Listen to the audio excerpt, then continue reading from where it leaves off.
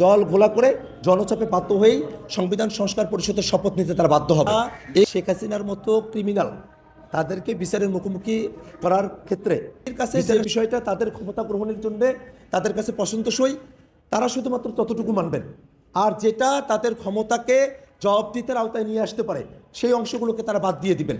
এই আমরা যখন সংস্কারের ইস্যুগুলো দেখেছি, আপনারা দেখেছেন যে এবারের যে নির্বাচন, সেই নির্বাচন কিন্তু একই সাথে দুটো নির্বাচন ছিল।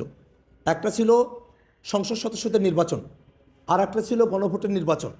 এবং এবারের যে নির্বাচনের আপনারা যদি ধারাবাহিকতা খেয়াল করে দেখেন, অন্তর্বর্তীকালীন সরকার গঠন হওয়া, যে অন্তর্বর্তীকালীন সরকার সংবিধানে ছিল না, কিন্তু জাতির প্রয়োজনে গ্রান্ড নর্মের জায়গা থেকেই, সংবিধানের ভিতর থেকেই এবং সংবিধানের বাইরে থেকেও আসলে এক্সট্রা কনস্টিটিউশনাল ইস্যু এবং কোয়াজি কনস্টিটিউশনাল সংবিধানের ভিতরে আসে না এরকম একটা পরিস্থিতিতে দেশ তো চলতে হবে, সেরকম জায়গা থেকে অন্তর্বর্তীকালীন সরকার গঠিত হলো।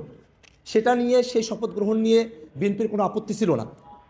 যে গণভোটের জন্য যে আদেশ কার্যকর করার কথা বলা হলো, যে আদেশ জারি করা হলো, সে আদেশের মধ্যেই সংবিধান সংস্কার পরিষদের কথা এবং জাতীয় সংসদের সদস্য যারা আছেন তাদের কথা কিন্তু একই গণভোটের আদেশের মধ্যে বলা আছে।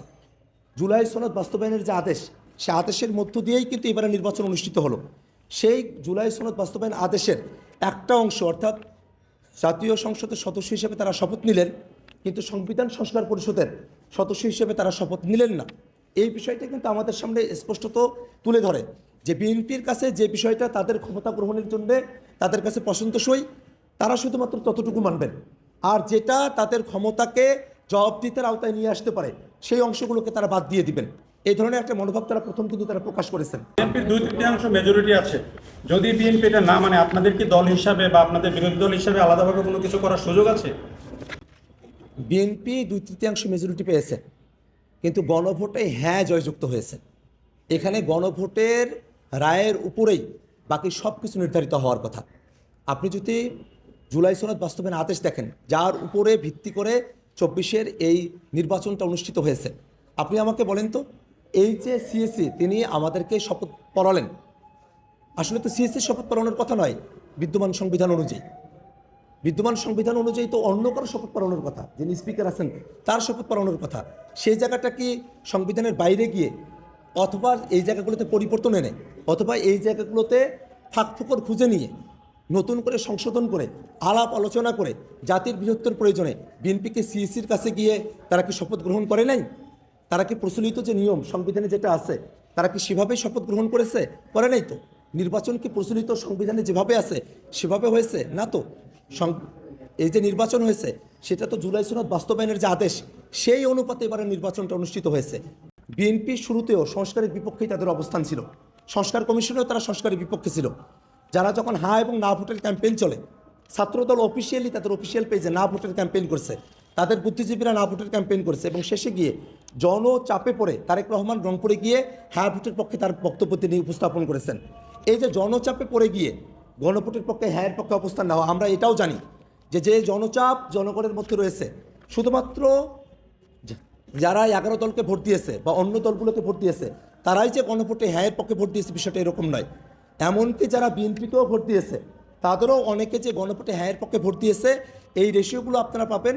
বিএনপির ভোটের অনুপাত পার্সেন্টেজ, 11 দলের পার্সেন্টেজ, এনসিপির পার্সেন্টেজ, জামাতের পার্সেন্টেজ এবং গণভোটের যে পার্সেন্টেজ, এই হিসেবটা করলেই বের হয়ে আসে যে কোনো দলীয় বিবেচনায় থেকে কিন্তু জনগণ হ্যাঁ ভোটের পক্ষে তারা মতামত দেন নাই, বরং তারা জাতির প্রয়োজনে, দেশের প্রয়োজনে তারা গণভোটে হ্যাঁয়ের পক্ষে অবস্থান নিয়েছেন। এত বড় বৃহৎ জনগোষ্ঠীকে বিএনপি যদি ওভারটেক করার চেষ্টা করে, জনচাপে পড়েই তারা এটা আর পারবে না। এবং আমরা জানি তারা জল ঘোলা করবে, জল ঘোলা করে জনচাপে বাধ্য হয়েই সংবিধান সংস্কার পরিষদের শপথ নিতে তারা বাধ্য হবে।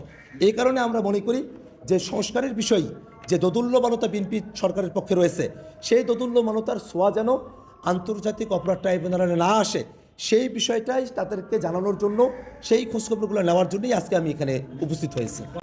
আমরা দেখেছি যে যারা প্রধানতম আসামি, যেমন শেখ হাসিনা, ওবায়দুল কাদের, যারা এই সময়টাতে আসলে শুধু হুকুমের আসামি না, শেখ হাসিনা নিজে উস্কানি দিয়েছে আন্দোলনে, সে নিজে লিথাল ওয়েপন ব্যবহার করতে বলছে, ওবায়দুল কাদের গুলি করতে বলছে। এইসব অহরহ এভিডেন্স আপনাদের কাছেই আছে, সাংবাদিকদের কাছেই আছে, সকলের কাছে আছে। অথচ তাদেরকে এখনো পর্যন্ত গ্রেপ্তার করে বিচারের মুখোমুখি করা সম্ভবপর হয় নাই। এই যে এখনো পর্যন্ত যারা শেখ হাসিনার মতো ক্রিমিনাল তাদেরকে বিচারের মুখোমুখি করার ক্ষেত্রে বিচারের সামনে তাদেরকে নিয়ে আসা গেল না, কোর্টে প্রেজেন্ট করা গেল না, এটাকে আমরা একটা ব্যর্থতা হিসেবে দেখি এবং এই ব্যর্থতা ঘোষণার দায়িত্ব নির্বাচিত সরকারকেই নিতে হবে। কায়েম করতে না পারে, জুলুমশাহী তৈরি করতে না পারে, সে কারণে হলেও শেখ হাসিনা, ওবায়দুল কাদের সহ অন্যান্য যারা পলাতক আসামি আছে তাদেরকে দেশে ফিরিয়ে নিয়ে এসে বিচার করতে হবে এবং যাদের বিচারের রায় হয়ে গেছে তাদের বিচারের রায় কার্যকর করতে হবে। আক্তার হোসেন, একটা বিষয়, আজকের আপনার যে বক্তব্য, এটা কি আমরা এনসিপির বক্তব্য হিসেবে নিব নাকি ব্যক্তি আপনার? এক, দ্বিতীয় হচ্ছে জুলাই সনদের যেই সংস্কার পরিষদের সদস্য হিসেবে আপনারা এবং জামাত যে শপথ নিলেন, এই শপথ নেওয়া না নেওয়ায় বিএনপির সাথে কোনোভাবে আপনাদের কোনো যোগাযোগ হয়েছে কিনা, মানে তারা কোনো আলোচনার চেষ্টা করেছিল কিনা? আর এখন বিএনপি যদি এই পথে না এগোয় তাহলে আপনারা তো ওই পরিষদের সদস্য এখন, সেই হিসাবে আপনাদের পরবর্তী কার্যক্রম কি হবে?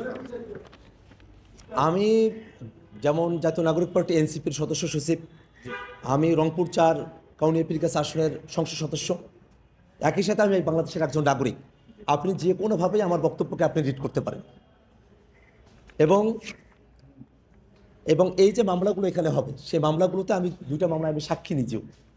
আপনারা যে কোনোভাবেই আমার বক্তব্যকে আপনারা রিড করতে পারেন, যে কোনোভাবেই এটাকে কোট করতে পারেন, কোনো অসুবিধার জায়গা নেই।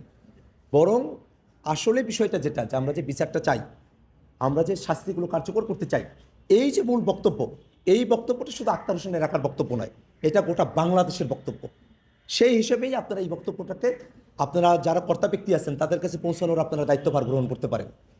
আর শপথ গ্রহণ এবং অন্যান্য যে বিষয়গুলো আছে সেই বিষয়গুলো নিয়ে নানা পর্যায়ে আমাদের বিভিন্ন ধরনের আমাদের যোগাযোগ আছে, কিন্তু সেই বিষয়গুলো যতক্ষণ পর্যন্ত কনক্রিট জায়গায় না পৌঁছাচ্ছে ততক্ষণ পর্যন্ত আমরা সাংবাদিকদের কাছে না, বরং আমরা একটা কনক্রিট জায়গায় পৌঁছানোর পরে আমরা প্রেস ব্রিফ করে আপনাদেরকে বিষয়গুলো আমরা ক্লিয়ার করে জানাবো। বিএনপির 2/3 মেজরিটি আছে। সরকার দলের কাছে আমরা বিনীত কণ্ঠে আহ্বান জানাবো, কোনোভাবেই যেন আন্তর্জাতিক অপরাধ ট্রাইব্যুনালের বিচার মন্থর গতিতে না আসে, কোনোভাবেই যেন আন্তর্জাতিক অপরাধ ট্রাইব্যুনালের বিচার ধীরগতি না হয়, কোনোভাবেই যেন আন্তর্জাতিক অপরাধের ট্রাইব্যুনালের বিচার বাধাগ্রস্ত না হয়, বরং এই আন্তর্জাতিক অপরাধ ট্রাইব্যুনালের বিচারকে গতিশীল করার জন্য যে ধরনের লজিস্টিক সাপোর্টগুলো প্রয়োজন, নির্বাচিত সরকার হিসাবে সকল ধরনের লজিস্টিক সাপোর্ট তারেক রহমানকে দায়িত্ব নিয়েই সকল ধরনের লজিস্টিক সাপোর্ট আন্তর্জাতিক অপরাধ ট্রাইব্যুনালকে দিতে হবে এবং কোনোভাবেই যেন এই বিচার বাধাগ্রস্ত না হয় এবং বিচারের যতগুলো রায় হয়েছে সে রায়গুলো যেন কার্যকর করা হয়,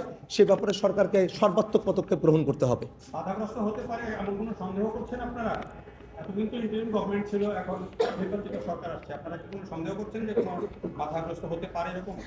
আমরা যখন সংস্কারের ইস্যুগুলো দেখেছি, আপনারা দেখেছেন যে এবারের যে নির্বাচন